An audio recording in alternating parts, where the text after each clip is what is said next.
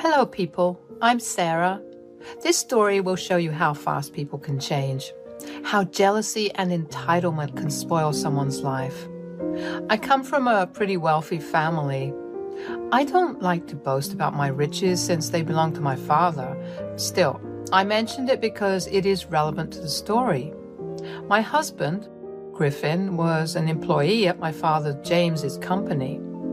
My dad worked hard to establish the company, and over the years it became big. While my mother didn't live long enough to enjoy the fruits of their labor, my dad continues to have a comfortable life. My husband, Griffin, is the son of a very close family friend of ours. Lola and Ken were like a second set of parents to me. It was them who helped me and Dad go through the grief of losing my mom. Griffin and I were also very close, and slowly we started to eventually date. He was my childhood sweetheart and the love of my life. Now, Ken and Lola are not as wealthy as we are. Naturally, Griffin used to hold some resentment towards me when we were younger. However, those complaints died down as my father offered him a job at his company. While I was happy for him, Griffin was a little put off. He said, "I can't believe your dad couldn't get me a better position. I mean, the salary isn't even close to what he earns. This is ridiculous." "Griffin, my dad gave you the job that you are qualified for. You have very limited skills while my dad actually owns the company.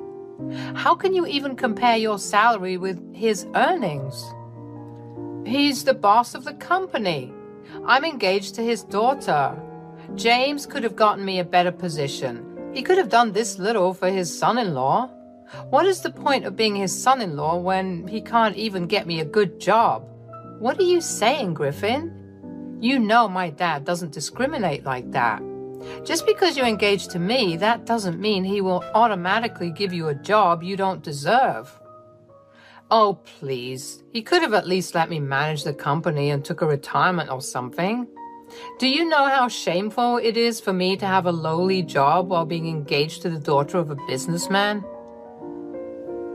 I had a tough time comprehending what Griffin was saying. We had just got engaged and my dad offered him a position in his company. Griffin was continuously complaining about his past job, so my father wanted to do him a favor. But my dad wouldn't have put him in a higher position just because he was engaged to me. Back then, a few of my friends told me that Griffin might be a gold digger. I had laughed in their faces. Lola and Ken were like parents to me, and I have known Griffin all my life. I was sure I knew him better. I was sure that he loved me. I was wrong. As soon as we got married, Griffin started to become nasty towards me. He stopped showing me affection and didn't even remember my birthday or anniversary. Slowly, he was starting to neglect me while making me do all the house chores on my own. I begged him to improve his behavior. I said, "Griffin, I can feel you drifting away from me. You have stopped showing affection and don't even want to spend time with me anymore. I'm a busy man, Sarah. I don't have a fortune like your father, so that I can sit on my ass every day. You're lucky your daddy's money lets you do that." "Griffin, I don't take my dad's money for my expenses. You know that. I work very hard around the house to be a good stay-at-home wife. I don't sit on my butt all day. What you are saying is very hurtful." "Well, I don't care. Since we are married now, you can't live like a princess anymore. Your father doesn't pay me enough to feed you for free. You better not slack off on your wifely duties." Griffin completely steamrolled my concerns and didn't even acknowledge my hurt. He simply started to berate me for what he thinks are my mistakes. Trust me, guys, I didn't live on my father's money. It was Griffin's idea for me to be a stay-at-home wife. He fed me some bullshit like how our kids would grow up better this way. Now I know that they were empty dreams made to isolate me and enslave me in the house. I was stuck, taking care of the house and taking care of him. Griffin didn't even talk to me politely anymore. All he did was scream at me when he came home. I was getting tired of his behavior and felt worn out. Still, I believed that he loved me, so I stayed and didn't tell anyone. The breaking point of our marriage happened a few days before my 29th birthday. While I was out running errands with my father, I spotted a beautiful dress in the mall. It was rather expensive, but my father bought me the dress as a birthday gift. It wasn't over the top or anything, just a simple white dress from an expensive brand. I liked the dress, so my dad told me to get it for myself. At home, I was trying the dress on to show Griffin my new gift. When Griffin walked in and looked at my dress, he immediately flew into a rage. I could tell that he hated the fact that I was wearing expensive clothes. Griffin was extremely upset and said, "I told you, Sarah, I don't like you going out in expensive clothes. Why don't you just listen to your husband for once?" "What I wear is none of your business, Griffin. I don't dictate what you wear, and you shouldn't do that either. It's just a simple white dress. Why are you overreacting about this anyway?" "Because your dad bought you this dress. You live with me now, and I can't afford to buy you expensive clothing. People will laugh at me when they realize that you buy stuff with your father's money." "I am my dad's only child, Griffin. Naturally, he would want to spoil me. If you want to gift me something, I won't even care about its price. I would be happy that my husband has lovingly bought me something." "I don't like to waste my money on gifts, Sarah. It was different when we were dating, but now you are my wife. I don't have to woo you with gifts. Instead of spending so much on yourself, you should be giving me gifts." I was absolutely shocked by what Griffin said. So he basically wanted me to take money from my dad and buy him stuff. It was bizarre. I had no idea why he thought that I would agree to it. Me and Griffin fought about this issue for a long time. Still, we didn't reach a compromise. I refused to give up my stuff to appease him, and he continued to demand that I buy him things with Dad's money. He said, "I know your dad gives you his credit card at times. You should take advantage of it and buy me some good stuff." Are you freaking mad? First of all, that is fraud. My dad gives me his credit card to pay his bills. You know he is not well, so I run errands for him. The dress was a birthday gift from him. I can't just go around and spend his money on stupid things. You can easily get me stuff as well. You don't need your dad's permission. If you can't buy me something as well, you have no right to get yourself a gift. No matter what, Griffin was adamant that I should either return the gift or convince my dad to give him something of the same value. I was getting tired of his demanding attitude. It was bad enough that he made me pay most of the bills, but it looked like Griffin always wanted more. Slowly, I was checking out of our marriage. Griffin didn't care and was barely home anyway. I was tired of feeling controlled in the marriage. However, divorce was also not very appealing to me right then. Somewhere in my heart, my love for Griffin still existed. I also thought that Griffin still loved me too, but I was forced to make a drastic decision because of his actions. On my birthday, Griffin didn't even wish me happy birthday the entire day. There were no gifts, no cake, no surprises, not even a mere happy birthday. His parents did wish me and showered me with affection, but my own husband didn't even acknowledge my birthday. My dad called me and I broke down on the call. He said, "Sarah, what is wrong, dear? Why are you crying like this? Are you sick?" "No, Dad, I'm not sick. It's just that Griffin didn't even wish me happy birthday today. He has been neglecting me for a while. I'm working very hard to stay in this marriage, but he is taking me for granted." "What are you saying, Sarah? I don't understand. I thought that you two have the perfect marriage. You haven't said anything otherwise. What happened so suddenly?" I finally broke down and told Dad everything. The controlling ways of Griffin, his demands for expensive gifts, all of it. Dad listened to me and was silent the entire time. I could tell that he was absolutely furious at Griffin. He said, "Why didn't you tell me sooner, Sarah? This is not okay. He's becoming abusive towards you. I still love him, Dad. I didn't want to leave him or tell anyone about our problems. He hates it when I talk about my problems. I guess I got used to not talking about it. Sarah, I think you should take a step back and reevaluate your marriage. I don't like the way Griffin is behaving with you. He is starting to take advantage of you. You need to talk to him and stand up for yourself. I know, Dad. I'm willing to give him a chance, but at this point, I doubt he will change. Let him be for now, Sarah. Today's your birthday, and I don't want to spoil it. I will call Lola and Ken. We will arrange a nice dinner and go out to celebrate. Griffin won't be invited. Thank you, Dad. I think I should get out of the house for a bit. Griffin said that he will be late and doesn't want to go anywhere. Dad and I made plans to celebrate with my in-laws. We didn't tell Lola or Ken about what was going on. I was still on the fence about giving Griffin an ultimatum. My heart and mind was a mess. I quickly got ready and put on the dress that my dad gifted me. It was the only gift I had received for my birthday. As I was going out, Griffin came home. While I was coming down the stairs, he was rummaging through the wine cabinet. He took one look at me and said, "What the hell, Sarah?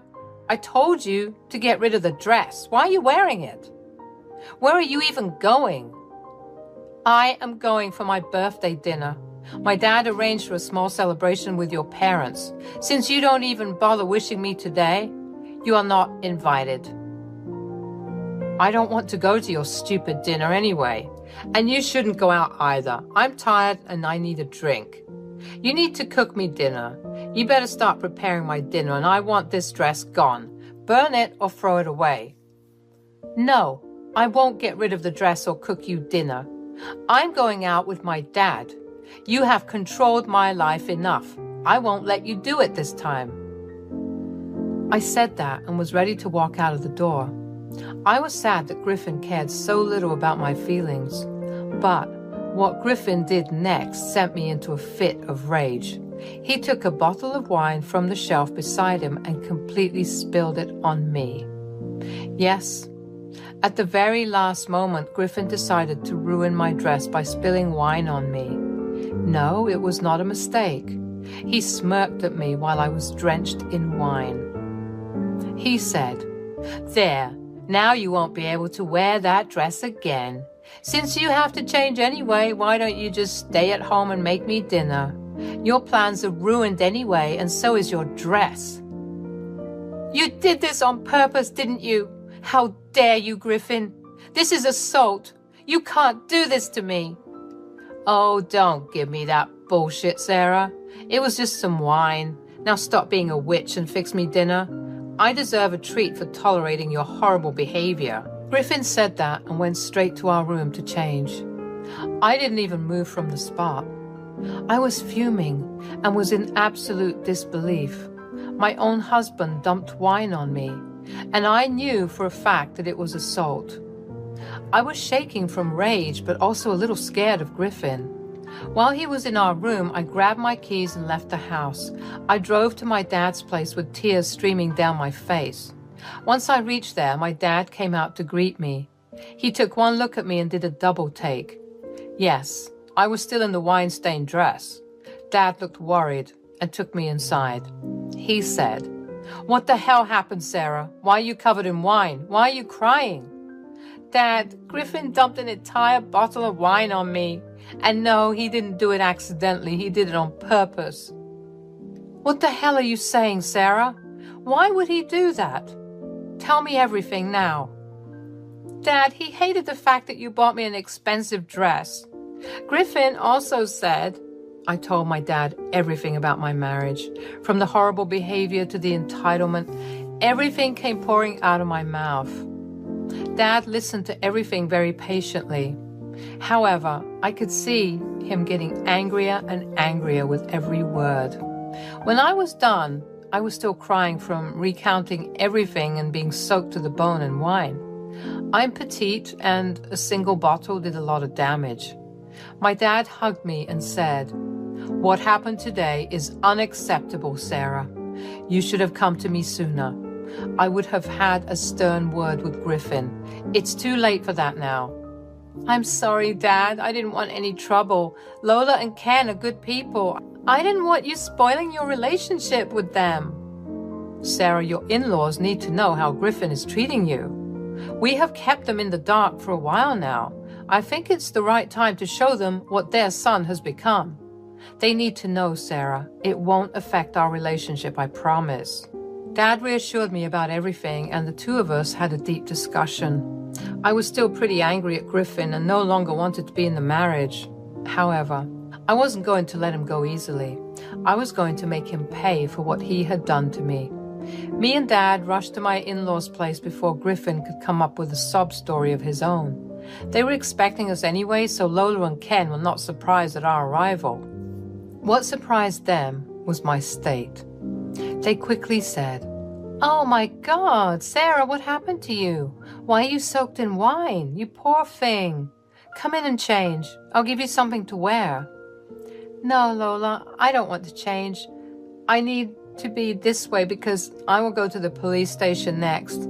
I can't change out of these clothes." "Why do you have to go to the police, Sarah?" "You're scaring us. What's wrong? Where's Griffin? Did you tell him what happened?" "Guys, I'm afraid it's Griffin who did this to Sarah. I know you two are confused. That's why we're here to tell you everything. Let's go inside and talk." All four of us went in to have a discussion. I told Lola and Ken everything that I told my father. Thankfully, I also had the recordings of our home security system. Those videos showed Griffin intentionally pouring wine on me. Lola and Ken were shocked to see their son's true face. Lola started to cry while Ken looked furious. I said, "I'm sorry for doing this, Lola and Ken. I have no other option left. For years, I put up with Griffin's horrible behavior because I loved him. Today he showed me how vile and disgusting he can be. I'm afraid that I have to file for divorce and talk to the police." "Don't say sorry, Sarah. It's me and Lola who are ashamed right now. I don't have any words to say how mad and disappointed we are in Griffin. That cannot be our son. We didn't raise him like that. He has turned into a monster, Sarah. He acts so nice to you in front of us. I can't believe he is so cruel to you. You would be right to leave him and report this to the police. What he did is unforgivable." "I'm afraid I'll be firing him from the job, guys. There's no way I'm keeping him in my company, not after everything he's done to Sarah." "I don't want to drag you through dirt, Ken and Lola, but Griffin has left me with no choice. You have been so good to me and loved me so much. I hope we don't have any bad blood between us." "Don't worry about that, guys. James and Sarah, you will always be family to us. My son deserves to be punished for what he did. And we won't be there to support him. He will be on his own. Hell, I want to disown him, actually. I don't want to associate with a sick man like Griffin. Ken would agree with me, I guess." "Guys, I know I told you that my in-laws are good people, but I had no idea how much they would support me." Lola and Ken were absolutely furious with Griffin. They agreed not to support him and would actually disown him once our divorce was finalized. My dad was also ready to fire Griffin. But first, we all went to the police station to file a report. Then, we went out to celebrate what was left of my birthday. I was sad, but also determined to come out strong. The next day, Griffin called me frantically when I didn't come home. He also panicked over the fact that the cops wanted to talk to him. On the phone, he seemed mad and was yelling at me for defying him and so on. I recorded all the conversations and told him that he would get divorce papers soon. He blew his top and then called his parents for support. When they gave him a piece of their mind, Griffin knew he was in trouble. The next few days, he begged and pleaded for forgiveness. The divorce papers came through and Dad fired him from his job. Griffin's own parents refused to help him, so he was forced to borrow money for a lawyer. With a police report hanging on his head, Griffin was having a tough time getting a job. My dad's influence also added to his miseries. He was forced to take a lower-paying job to bring food to the table. Since I didn't work, our divorce settlement included alimony from him. We agreed on mutual divorce because he had no means to drag a court battle. Currently, he's living with 3 roommates while trying to pay me alimony and feed himself. His parents still don't talk to him but have a good relationship with me. Me, Dad, Ken, and Lola are still a family unit, and I am finally living a good life away from my horrible husband.